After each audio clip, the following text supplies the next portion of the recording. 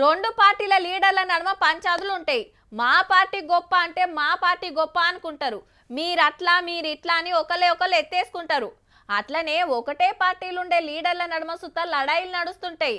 ఒకళ్ళకు seat ఇస్తే ఒకళ్ళకు కోపం. చల్ గాయనకు టికెట్ ఇస్తే మనం గెలిపించుడేంది, ఓడగొట్టిందే కావాలి.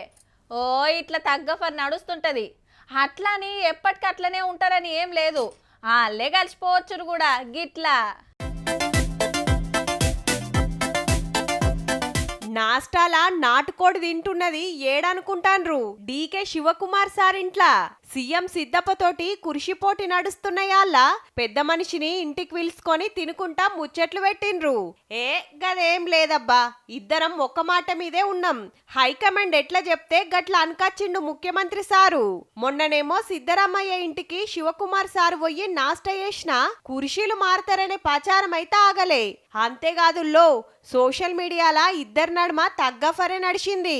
గిదేం తరీకా అని కాంగ్రెస్ పెద్దలే కోప్పడ్డరో లేకుంటే నవ్వేటోళ్ళ ముంగట జారి పడ్డట్టయితదని ఈళ్ళే మేల్కుర్రో గాని పొద్దుగాల శివకుమార్ సార్ ఇంటికి సిద్ధరామయ్య సార్ వచ్చిండిగా.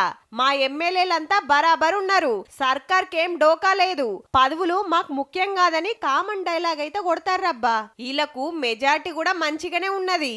కానీ ఇద్దరు పెద్దల నడుమ పురిగలవక ఫస్ట్ కాంచి గిదే లొల్లి. సీనియర్ ను అని ఈసారు, నేనే పవర్లకు తెచ్చినా అని ఈసారు. అయితే జప్పున్న కొందరు మంత్రులను మారుస్తారట. చూడాల మరి గా టైంలా సీఎం సీటే మారుతుందో ఇట్లనే ఉంటదో.